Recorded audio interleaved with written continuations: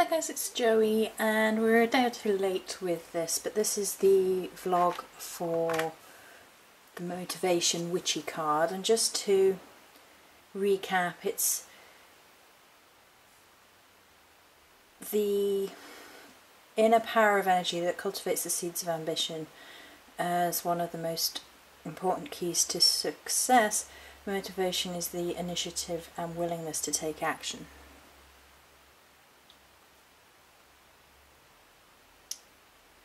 So I don't think we need to go over that too much. We are a little bit late with this, as I said, for a couple of reasons. Letha was really busy. I recorded some of it, not all of it, and it was quite a long video even so. And additionally to that, I've had pretty bad hay fever, so I took a couple of days just to have a rest and do nothing and not worry about it, which I think is important for a lot of us. And one of the interesting enough feelings and meanings that came across this week is the idea that what makes me, anyway, what makes me feel witchy and connected to spirit and connected to nature, and what I need personally to keep up my energy, keep up my motivation, and that sort of thing. The cards sometimes seem to almost take away motivation, which was interesting, because I think the cards do often sort of provide a challenge, and it's like, well, is it worth overcoming? And if you do overcome it, then you know it's worth it. So that's been an interesting thing. And then finding witchiness even in the mundane, even in things that aren't necessarily considered to be witchy. So, excuse me, I'm just going to have a sip of water. So we all have very sort of set ideas of doing things, and that makes us feel witchy or makes us feel connected to nature. You know, wildcrafting or crafting physical candles or incenses or whatever. Those are just some of the things I make. And sometimes we forget the fact that the magical should run through everything. You know, I've been rereading Craft of the Wild Witch, and it sort of brings up the fact that you should be able to connect into your own magic even when you're doing things like the ironing and things of that nature. So that's been interesting this week. In the setup you've got plenty of citrine in the sort of, it's almost a bit like the standing stone crystal grids, and this is another way you could do a spell work. This would work really beautifully for just spell work, and I've actually kind of set it up, and I might just leave it here for a day or two more while I engage with the new one. So let's read from my witchy blog. I thought it was the perfect follow-up from last week, and of course it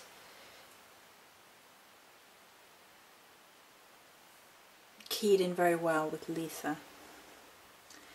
At the beginning of the week I set up an extra altar or spellwork place.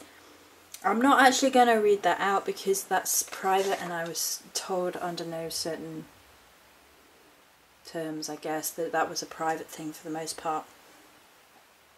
But I started the week off by being motivated to do a setup which I hadn't previously done. And then there's a quote, I'll show from Southern Hemisphere Pagan. "You are not accidental, the world needs you, without you something would be missing in existence and nobody can replace it." And then there was the quote, I think it was on my Morrigan, my queen. "Black feathered babe, crow's caw and wolf's howl, battle cry to turn all enemies afoul. Away from your fury, your beauty, your might, in waning moon or absence of light. Cauldron keeper, battlefield reaper, washerwoman, remove the blood to make it deeper, cauldron keeper." And we're actually in dark moon, and then new moon is tomorrow. And then something I was mulling over at the beginning of this week was human beings are capable of such horror, selfishness and vile actions. We are also capable of great compassion, honour and love. The choice, as ever, is in your hands. Joanne Morris, 2014. I guess with motivation, at the beginning of the week, it kind of delved into the fact that motivation itself isn't necessarily just a positive energy. People are motivated to do great things, you know, and selfless things and things of great love, but people are so motivated to go above and beyond in attempts of greed and I think hate as well. And we sort of live in a society that promotes it. I mean, the whole American dream thing, like dog eat dog thing in America, is that it is here in England as well. There's a little bit more sort of guilt associated with it, but they're in the old class systems at least. But like with the modern stuff, with the whole stepping on whoever to get wherever you want to be, and other people don't matter as long as you're well off and everything, I truly despise it, and it really is, unfortunately, part of modern society. So a few more quotes. Be a fountain, not a drain, Rex Hudler. That's one of my key beliefs, and I think that one sentence sums it up succinctly. If you are truly motivated within your own life goal, within your own path walking, you're truly motivated to embrace the gifts which are yours, then you're a fountain of inspiration, of knowledge perhaps, and eventually wisdom. And I think the key thing about it is realising that in cases of knowledge at least, that we don't know everything. And there's no point in being hoity-toity about it. There's no point being condescending about it. And there's no point refusing people help. Unless, of course, they're on the scale where they're not really after knowledge or whatever. They're just draining. And if they are draining, then that's something you have to move away from. But you yourself can give out light without being an arse about it. And it's difficult, I know, because there's certain things that frustrate us no end when we're trying to walk our path in honour and light, and usually it's people that are taking from us with no regards to us. I understand people getting pissed about that, and excuse my bad language, but generally speaking, I adore that line. Be a fountain, not a drain.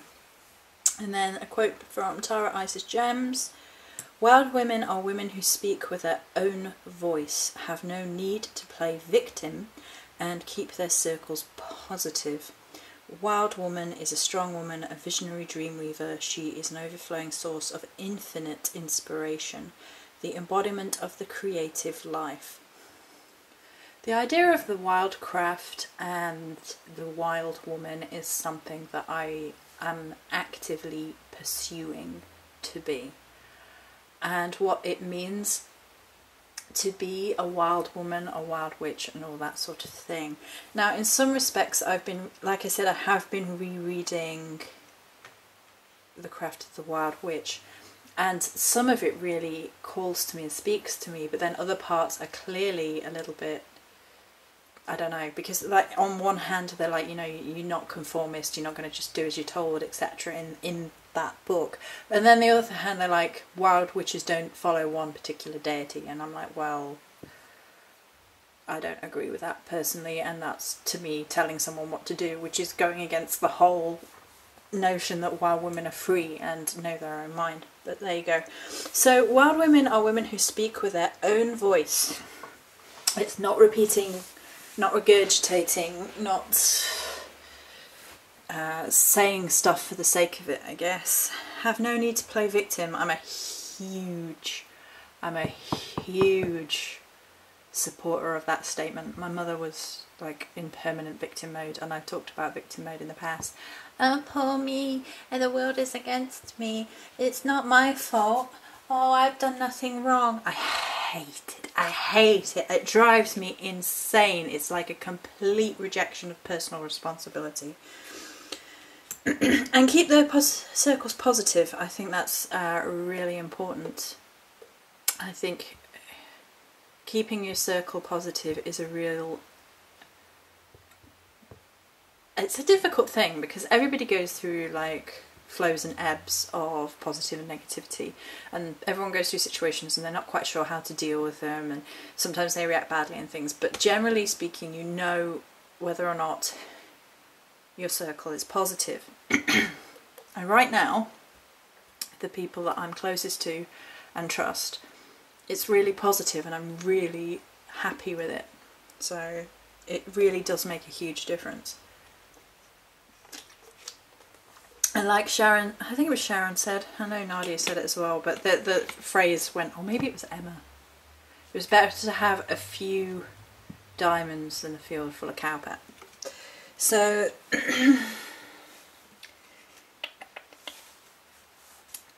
yeah, the embodiment of the creative life is a wild woman. And I was thinking to myself earlier in the week that I really don't understand the whole need to conform within creativity. Like, if you have a real gift for one thing, then why wouldn't you pursue that wholly just because the rest of society or the group or whatever is doing different things? Like, if I could draw, I would be pursuing that no end, but I can't really draw. I get away with my sort of like the Ogham drawings and the rune drawings, which have a structure, the kind of basically. But if I was to draw anything more, you know, in depth than that, I'm not very good. I'm okay with paint. I can get away with paint a little bit more if I'm in the right frame of mood, but it's not what moves me. So, you know, if I was to go and keep doing that and doing that and doing that, then that to me would be almost not being the embodiment of my personal creative life. On Wednesday I felt very personally motivated with regards to creative processes. I sort of went away from the world and was creating physical items. That's when the Morrigan salt, yada yada yada, videos, Letha Altar, tarot explanations. The next day, however, I felt completely unable to motivate myself. However, I did motivate my sister into taking action, as it was clear someone had either cursed just her or her and me. They used spider magic, and to me this seems really foolish, because if you use spider magic in cursing, that just brings up two things to me. One, you can trace it back to the person who did it really easily because of the way the spiders are connected to their own thread, and two, they're going to end up tangled up in their own web of crap because they used web magic to curse somebody. Yeah. However, I motivated my sister. She got rid of it. She stopped the nonsense that was going on. It was fairly inept.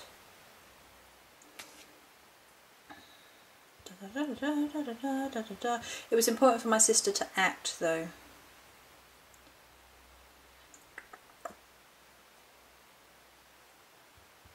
May I live like the lotus of ease in muddy water. Wild woman sisterhood. A lot of lotus flower imagery this week. Also was particularly noticeable on one of the Paulina tarot cards. Lotuses are all about flourishing, that there is beauty even in the muck, because lotus flowers grow out of dank nastiness, basically, and everywhere around them looks revolting, but they are the flower that blooms, and they're sort of, they have a duality to them. They're quite often associated with dark goddesses, and then in other spiritual paths they are enlightenment, for obvious reasons, sort of bursting through the muck and the stank of whatever, and the flower representing enlightenment. And I think the different takes on one flower are incredible over different spiritual paths. It's really interesting. For me, it's about personal realization this week. It is a little bit about motivation. Like, you can overcome all the crap, you can bloom through it, you can just keep going, be the light and grow through it. There was a lot of butterfly imagery this week too, adding to the whole idea of metamorphosis within creative processes and motivation. The black butterflies on art earlier this week, and the image of a woman representing a butterfly within herself, within the quote from Wild Woman Sisterhood: "True happiness comes to those who dare to live out their passion no matter what anyone else tells them." Aloha Gaia, stay true to you. And Steve Maraboli: "We would do ourselves a tremendous favour by letting go of the people who poison our spirit." Absolutely. I think that ties back into your positive circle pretty well. A beautiful Letha. Okay, so the Letha video is quite long, and it's going to make this video a little bit shorter by comparison, but let's talk about a few key bits about Letha in a sort of more roundabout fashion. So the whole day I was completely crow trolled, and I was getting a bit upset by it. I was like, what's going on, Morgan? And she was like, patience. Wait, I'm not a patient person generally speaking, so it's one of my lessons. And that evening, a crow and a baby crow, and it was truly moving, and it was just mother imagery. Mother is there, you know, mother and baby crow, as well as new life, as well as the birth of things, even in, you know, even in summertime. So it's sometimes we get very rigid in our sort of ideas of cycles. So, oops, sorry, hitting the tripod, and we sort of get so rigid in these cycles that, like, we can't possibly have a sort of birth moment in summer for some reason. We're in our heads that it's, you know, mother season, which is ridiculous when you consider the fact that mother would be giving birth to something. And but we get into our heads like it's mother energy, it's solar energy. Oh goodness.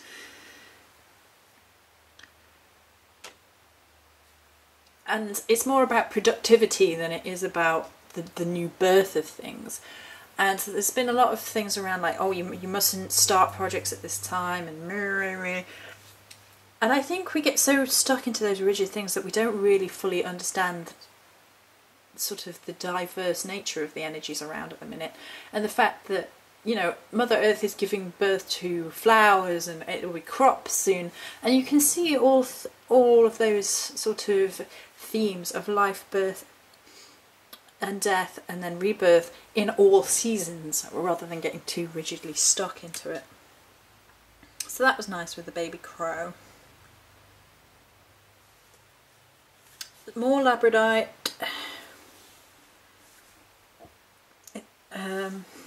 which is the shaman stone, the magic stone.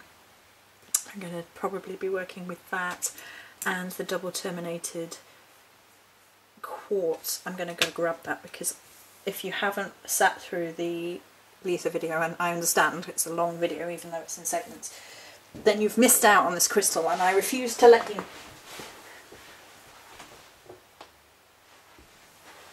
Okay. Oh. So it's absolutely astonishing. So where can we put it? Should we put it there? There we go.